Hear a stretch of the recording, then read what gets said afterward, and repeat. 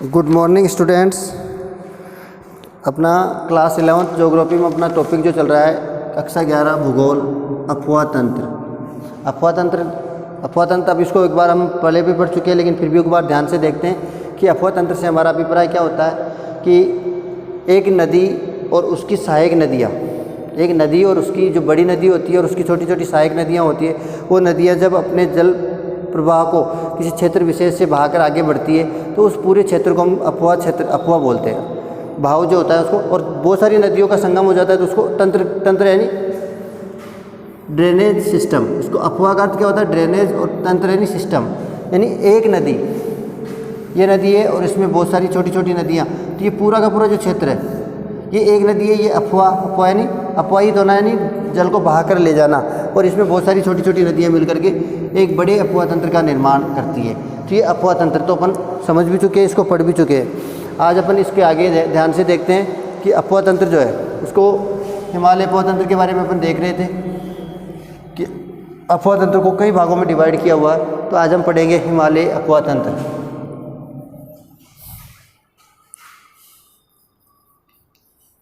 हिमालय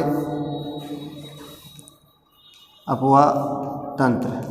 अभी हिमालय अफवाह तंत्र की अगर बात की जाए तो हिमालय अफवाह तंत्र को जल विसर्जन, किसके आधार पर? जल विसर्जन। विसर्जन का अर्थ क्या होता है? जल विसर्जन के आधार पर, यानी अपना जल जिस क्षेत्र में ले जाकर छोड़ते हैं उस जल विसर्जन के आधार पर हिमालय अफवाह तंत्र को दो भागों में बांटा गया है।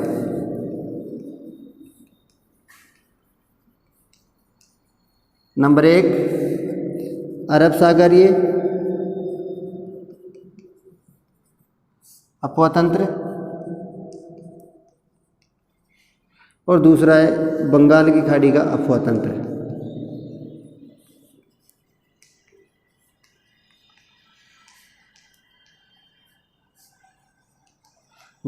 दो प्रकार के अफवाह तंत्र इसमें। अब अरब सागरीय अफवाह तंत्र से हमारा अभिप्राय सीधा सा है कि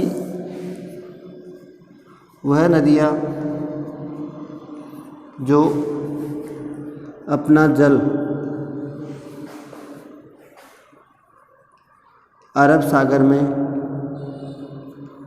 ले जाकर, यानी वह नदियाँ जो अपना जल अरब सागर में ले जाती है तो उसे अपन क्या कहेंगे? अरब सागरीय अफवाह तंत्र। वह नदियाँ जो अपना जल बंगाल की खाड़ी में गिराती है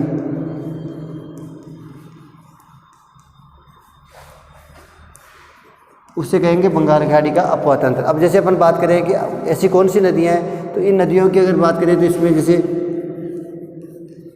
सिंधु महत्वपूर्ण बड़ी नदी है जो अपना जल किस में ले जाकर गिराती है? बंगाल की खाड़ी। नर्मदा, ताप्ती। लेकिन इन दोनों नदियों को हम हिमालय अफवाह तंत्र के शामिल नहीं करते। हिमालय अफवाह तंत्र में केवल कौन सी नदी आती है? सिंधु नदी। कि हिमालय अफवाह तंत्र का अर्थ होता है हिमालय से उत्पन्न होने वाली जो नदी है। तो हिमालय अफवाह तंत्र में कौन सी नदी को शामिल करेंगे? सिंधु नदी। तो सिंधु नदी का जल होता है वो किस में ले जाकर छोड़ती है? वो अपना जल अरब सागर में ले जाकर छोड़ती है। बंगाल की खाड़ी की अगर बात करें तो गंगा और ब्रह्मपुत्र,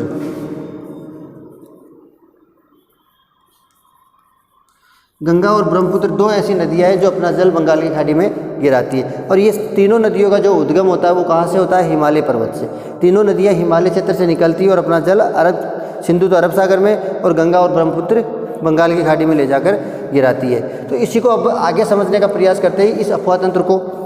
जैसे अपन बात करेंगे नदी, एक एक नदी का, तो एक एक नदी के बारे में जब अपन बात करेंगे तो उसको ध्यान से समझना है।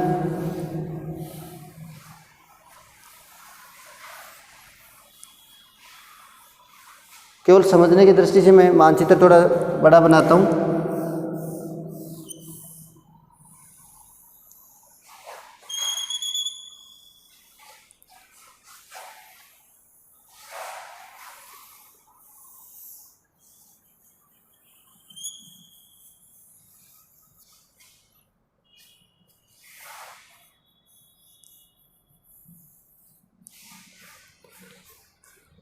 ये अपने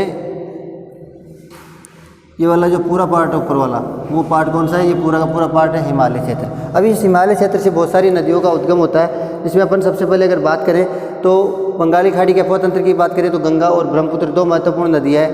तो दो महत्वपूर्ण जो नदियाँ हैं उन नदियों की अगर बात की जाए तो वो दोनों जो नदियाँ हैं, ये इस क्षेत्र का नाम क्या है? कैलाश मानसरोवर। ये कैलाश मानसरोवर से एक नदी का उद्गम होता है और इस नदी में एक हिमनद का अर्थ क्या होता है?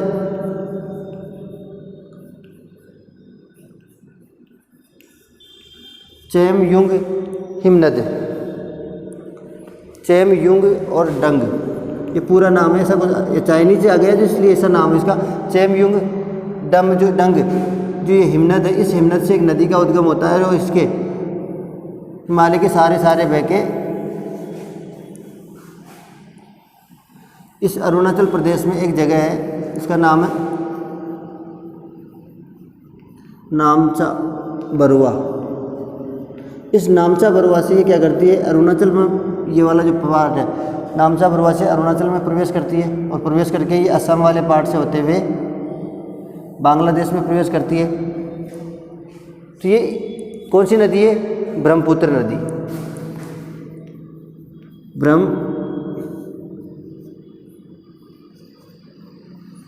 ब्रह्मपुत्र नदी। ये ब्रह्मपुत्र नदी जो है कहाँ से प्रारंभ होती है? तो अब इसमें अलग अलग, तिब्बत में ये जो तिब्बत वाला पार्ट है, उस तिब्बत में इसको क्या बोलते हैं? सांगपो। तिब्बत में इसका नाम क्या है? सांगपो। अरुणाचल वाला जो पार्ट है इसमें इसको बोलते हैं सियांग, और असम वाला जो पार्ट है इसमें इसको बोलते हैं ब्रह्मपुत्र। और जैसे ये गंगा में मिल जाती है तो उसके बाद में इसको बोलते हैं मेघना। तो ये इतने नामों से, एक ही नदी इतने नामों से जानी जाती है। तो ये बात करें कि महत्वपूर्ण ऐसे क्षेत्र है जो तिब्बत से एक नदी का उद्गम होता है, चेमयुंग डंग हिमनद से कैलाश मानसरोवर में स्थित है। तो यहाँ से एक नदी निकलती है, कौन सी? ब्रह्मपुत्र नदी, जो तिब्बत के पठार से होते हुए ये अरुणाचल में नामचा बरुआ नामक स्थान पर, नामचा बरुआ एक, अब अपन बात करें कि पर्वतीय क्षेत्रों में तो आ नहीं सकती, तो यहाँ पर क्या है? एक गार्ज है, गहरी खाई। ये नामचा बरुआ क्या है? गार्ज या खाई बोल सकते हैं इसको, गहरी खाई है। इस कारण से इसमें से प्रवेश करती है और भारत में अरुणाचल प्रदेश से ये अंदर की तरफ हो। तो ये अपनी ब्रह्मपुत्र नदी है। इस ब्रह्मपुत्र नदी में कुछ असम वाले जो क्षेत्र है, इस असम वाले क्षेत्र में एक नदी आकर मिलती है, एक सहायक नदी है। इधर हिमालय का क्षेत्र जो है तो इसमें एक नदी आकर मिलती है जिसका नाम है लोहित। ये इसकी सहायक नदी है। तो अपन इसमें आगे चलते हुए कि किस साइड से? बाईं साइड से आकर मिलने वाली सहायक नदी कौन सी हो गई? लोहित। तो बाईं साइड से आकर ये कौन सी नदी मिलती है? लोहित। उसी प्रकार कुछ छोटी महत्वपूर्ण जो नदियाँ है, जैसे सिक्किम वाला जो पार्ट है, तो यहाँ से एक नदी आती है और ये इसमें आकर मिलती है। तो इसका नाम क्या है? ये इस जगह नहीं आकर इस जगह मिलती है, इसका नाम क्या है? तिस्ता। ये महत्वपूर्ण, कुछ ऐसी महत्वपूर्ण सहायक नदियाँ हैं जो इसके अंतर्गत इसमें जाकर मिल जाती है। तो ये अलग अलग नामों से इसको जाना जाता है। अब अपन बात करें, इधर से एक नदी निकलती है, कौन सी? गंगा। पश्चिम बंगाल से होते हुए ये इसमें आकर मिल जाती है। ये कौन सी है? गंगा। ये भी इसकी सहायक है। ब्रह्मपुत्र की सहायक गंगा को मान सकते हैं, गंगा की सहायक ब्रह्मपुत्र को मान सकते हैं। तो दोनों नदियाँ मिलकर के इस क्षेत्र में एक डेल्टा का निर्माण करती है। इस जगह एक डेल्टा बनाती है और इस डेल्टा का नाम क्या है? सुंदरवन का डेल्टा। अब अपन बात करें, ये जो पूरा क्षेत्र है, इस क्षेत्र को अपन क्या बोलते हैं? ब्रह्मपुत्र अफवाह क्षेत्र, यानी ब्रह्मपुत्र नदी तंत्र जो है उस पूरे क्षेत्र को अपन बोलेंगे ब्रह्मपुत्र अफवाह क्षेत्र। तो इस प्रकार से अपन, ये तो थी अपनी उत्तर भारत में एक महत्वपूर्ण नदी है, कौन सी? ब्रह्मपुत्र, जो हिमालय के कैलाश मानसरोवर का एक हिमनद है, चेमयुंग डंग हिमनद, वहाँ से ये नदी का उद्गम होता है और ये तिब्बत से बहते हुए अरुणाचल में नामचा बरुआ गोर्ज या खाई से भारत में प्रवेश करती है। अरुणाचल में इसको, तिब्बत में इसको सांगपो, अरुणाचल में इसको सियांग और असम में इसको ब्रह्मपुत्र, और जैसे ये बांग्लादेश में प्रवेश करती है इसको मेघना। जब मिलने के बाद में अलग नाम से जाना जाता है। तो ये अपनी महत्वपूर्ण जो नदी है वो कौन सी है? ब्रह्मपुत्र नदी है। तो ब्रह्मपुत्र नदी के बाद में अपन एक और नदी का एक विशेष रूप से बड़ी नदी है, उस नदी के बारे में अपन ध्यान से पढ़ते हैं। तो ये कौन सा सिंधु ब्रह्मपुत्र नदी तंत्र हो गया, वो गंगा नदी तंत्र।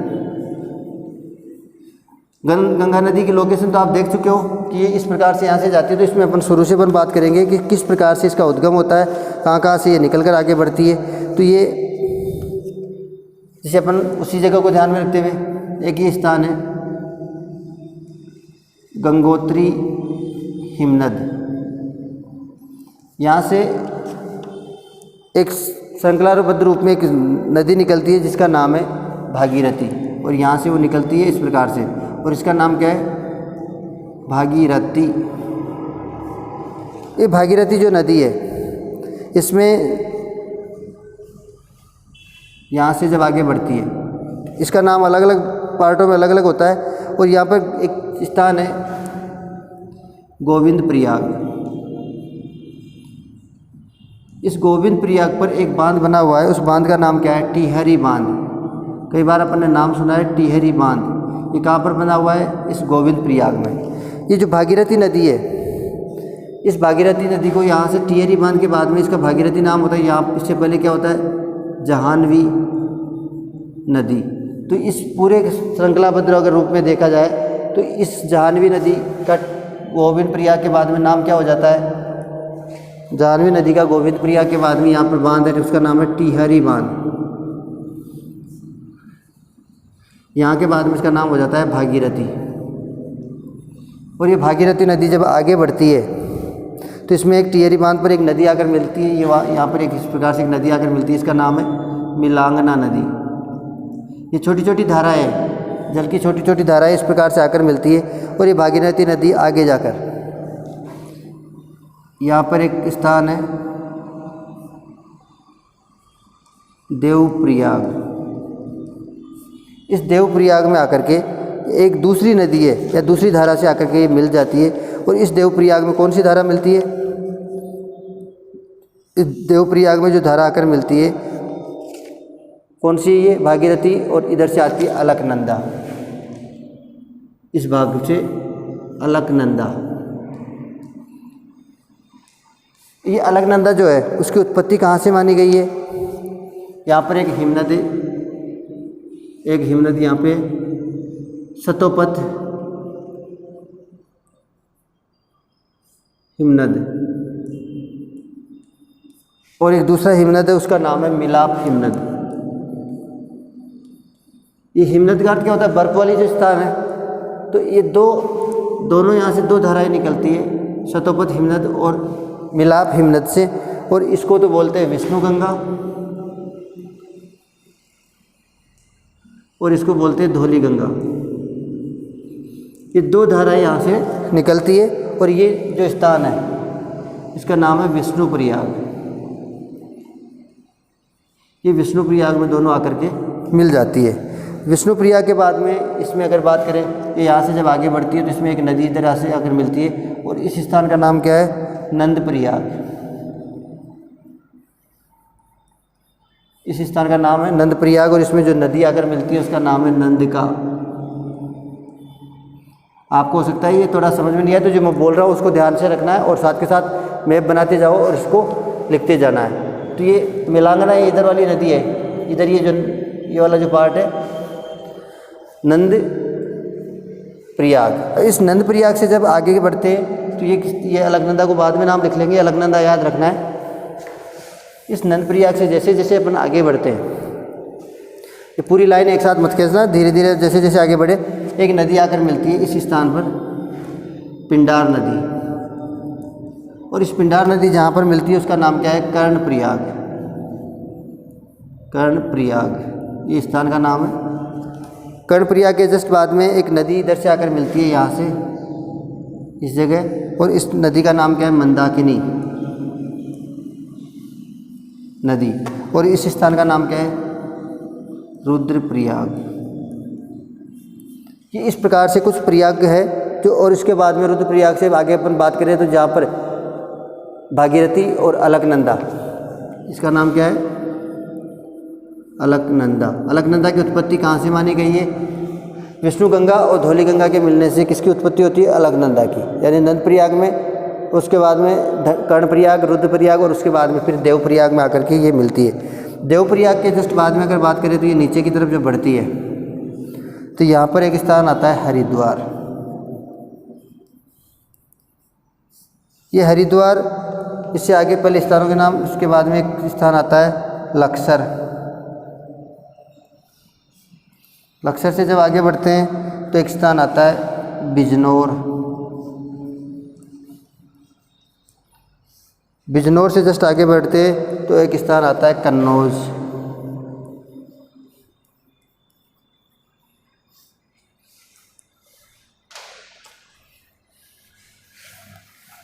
ये अपना पूरा गंगा नदी का अपवाह तंत्र है। गंगा अपवाह तंत्र जो किस प्रकार से आगे बढ़ते हुए, जिसको मानचित्र के हिसाब से आप, मैं केवल इनके लोकेशंस बता रहा हूँ आपको, तो उसको मानचित्र के हिसाब से आपको ध्यान में रखने और देखते जाना है। अभी दोबारा इसको समझा भी देंगे। कन्नौज, और कन्नौज के जस्ट आगे जब बढ़ते हैं तो एक शहर आता है कानपुर। कानपुर के जस्ट आगे बढ़ते हैं, यहाँ पे आता है इलाहाबाद। ये इलाहाबाद हो गया। इलाहाबाद के जस्ट आगे बढ़ते एक शहर आता है वाराणसी, बनारस जिसको कहा जाता है। फिर इसके आगे बढ़ते यहाँ पे आ जाता है बक्सर। कॉपी में इसको थोड़े आराम से बनाना है, ये काफ़ी लंबा चौड़ा क्षेत्र हो जाता है। बक्सर से जस्ट आगे बढ़ते हैं तो एक क्षेत्र है जिसका नाम है पटना। पटना से जस्ट आगे बढ़ते हैं तो यहाँ पे आ जाता है भागलपुर। और भागलपुर से जस्ट आगे बढ़ते हैं तो एक जगह का नाम है कटिहार। कटिहार से जस्ट आगे बढ़ते हैं तो एक स्थान है फरक्का। पश्चिम बंगाल वाला जो क्षेत्र है वहाँ पर पहुँच गए। ये थोड़ा बड़ा मैं इसलिए बना रहा हूँ कि ताकि आपके आराम से समझ सको, आप इसको आराम से कॉपी में आए उसके अकॉर्डिंग ही बनाना है। तो ये पहले स्थानों के नाम लिख रहा हूँ। अब इसमें कौन कौन सी सहायक नदियाँ मिलती है वो अपन अभी देखेंगे। फरक्का, और फरक्का से क्या होता है, ये जो गंगा नदी है ये दो पार्टों में विभाजित हो जाती है। यहाँ से एक नदी निकलती है जिसका नाम है हुगली, और ये पश्चिम बंगाल से होते हुए यहाँ इसी के किनारे एक शहर है उसका नाम है कलकत्ता, जिसको अपन कोलकाता बोलते हैं, कोलकाता। और इसका एक जो पार्ट है वो बांग्लादेश में प्रवेश करता है, जिसको यहाँ पर नाम बदल दिया जाता है। इसका नाम हो जाता है पद्मा, और इधर से आकर के फिर एक नदी मिलती है, ये ब्रह्मपुत्र नदी। और इस प्रकार से दोनों के मिलने के बाद में इस नदी का नाम क्या हो जाता है, मेघना। और इस क्षेत्र में ये क्या करती है, एक डेल्टा का निर्माण करती है जिसका नाम है सुंदरवन का डेल्टा। तो ये तो उसकी पूरी लोकेशन हो गई।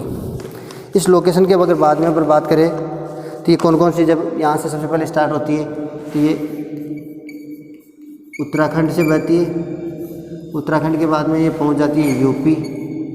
यूपी के बाद में ये पहुँच जाती है बिहार। बिहार के बाद में ये पहुँच जाती है पश्चिम बंगाल, और पश्चिम बंगाल के बाद में अपना पड़ोसी देश है बांग्लादेश। तो ये इसका प्रवाह क्षेत्र है। और ये सारा क्षेत्र जो है प्रवाह क्षेत्र के आधार पर अपन इसको 4 महत्वपूर्ण ऐसे राज्य है जिनसे होकर के ये आगे बढ़ती है। ये महत्वपूर्ण जो क्षेत्र है, अब इसकी बात करें गंगोत्री हिमनद के पास में एक और हिमनद है यहाँ पे, इसका नाम है यमुनोत्री हिमनद।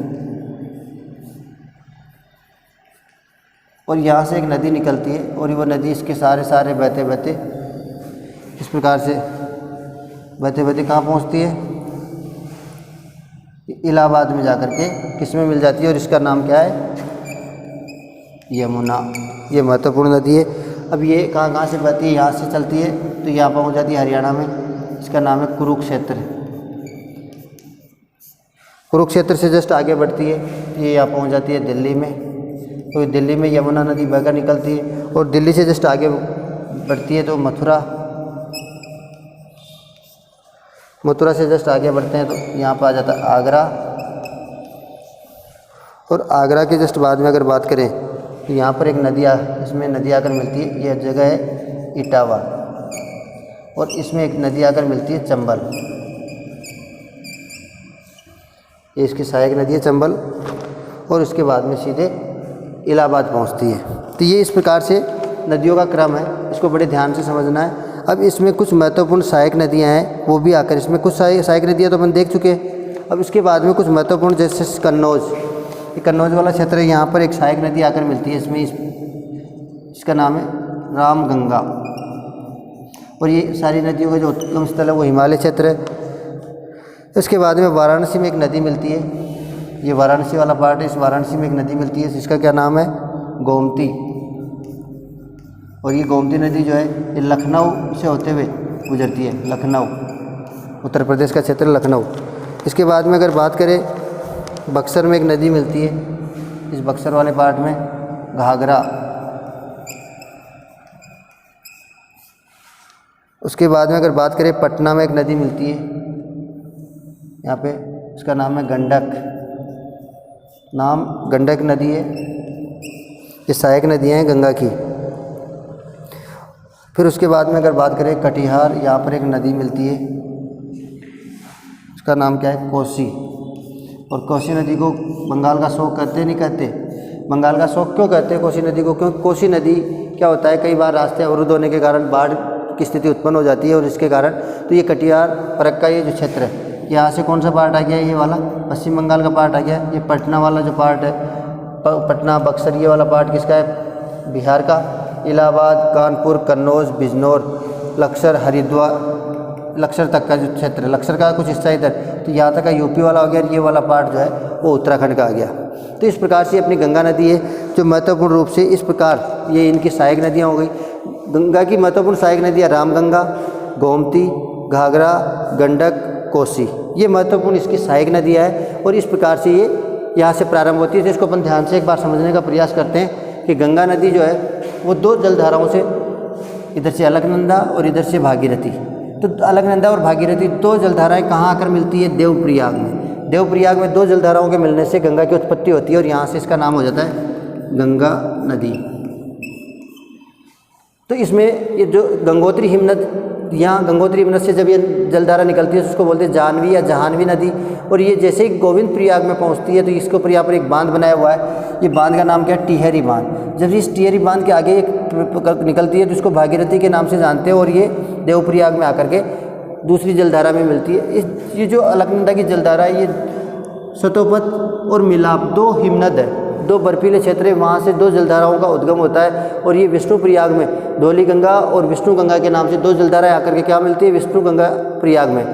इसके बाद में जब आगे बढ़ते हैं तो ये नंद प्रयाग आता है, जहाँ पर नंद का नामक एक नदी मिलती है, और यहाँ पर नंद प्रयाग, उसके बाद में एक पिंडार नदी है वो इधर से आकर मिलती है इसमें, तो इसको बोलते हैं कर्ण प्रयाग। कर्ण प्रयाग से जस्ट आगे चलते हैं तो मंदाकिनी नामक एक नदी है, इधर से आकर इसमें मिलती है, इसको बोलते हैं रुद्र प्रयाग। और रुद्र प्रयाग के बाद में ये देवप्रयाग में आकर भागीरथी जो जलधारा है उसमें मिलती है। उसके बाद में गंगा नदी के नाम से, गंगा नदी जब आप उसमें हरिद्वार से मैदानों में प्रवेश करती है तो यहाँ पर मैदानों का निर्माण करती है, जिस मैदानों के बारे में अपन ने पढ़ा भी था, आपको याद हो कि जो गंगा का विशाल मैदान है उसको अपन ने 3 पार्टों में विभाजित किया था। जलोढ़, दूसरा है बांगर और भाकर, या जिसको अपन बोलते हैं भाबर, ये 3 महत्वपूर्ण। जलोढ़ को 2 पार्टों में, नवीन जलोढ़ और पुरानी जलोढ़ के रूप में। तो ये जो मैदानी क्षेत्र है यहाँ से ही इसका इन मैदानों का निर्माण करते हुए आगे बढ़ती है। तो गंगा यहाँ से चलती है हरिद्वार से लक्सर से बिजनौर से कन्नौज से कानपुर से इलाहाबाद, वाराणसी, बक्सर, पटना, भागलपुर, कटिहार, फरक्का, और फिर बांग्लादेश में प्रवेश करके ये बंगाल की खाड़ी में समा जाती है। तो ये अपना पूरा का पूरा जो क्षेत्र है, इस पूरे के पूरे क्षेत्र को बोलते हैं गंगा का अफवाह तंत्र, यानी गंगा नदी, गंगा रिवर सिस्टम या गंगा ड्रेनेज सिस्टम बोल सकते हैं, गंगा अफवाह तंत्र, इसी को अपन बोलते हैं। तो ये जितने क्षेत्र को कवर करते हुए आगे बढ़ती है तो उसको अपन बोलते हैं पूरे को गंगा का अफवाह क्षेत्र हो गया। एक अपने नाम और आया था जिसमें अपन कई बार पढ़ते थे, जल ग्रहण क्षेत्र। ये नदी यहाँ से इधर जा रही है तो ये कितने क्षेत्र का जल ग्रहण करके आगे बढ़ रही है, जितने क्षेत्र का जल ग्रहण करके आगे बढ़ रही है पूरा का पूरा क्षेत्र इसका जल ग्रहण क्षेत्र कहलाता है। तो जल ग्रहण क्षेत्र भी इसी का पार्ट माना जाता है। तो इस प्रकार इसको ध्यान से समझने का प्रयास करना। नेक्स्ट ये आज अपन ने पढ़ी थी ब्रह्मपुत्र और गंगा के बारे में। कल अपन हिमालय में अपनी दूसरी नदी है सिंधु नदी और उसकी दक्षिण प्रायद्वीपीय पठार में बहने वाली कुछ नदियों के बारे में और ध्यान से पढ़ेंगे। तो इसको इस सादा हाथ से और इन चीज़ों को ध्यान, इस गंगा नदी के किनारे बसे हुए शहरों के नाम भी आ गए, इसकी सहायक नदियों के नाम भी आ गए, तो इनको ध्यान से समझने का प्रयास करना है। नमस्कार।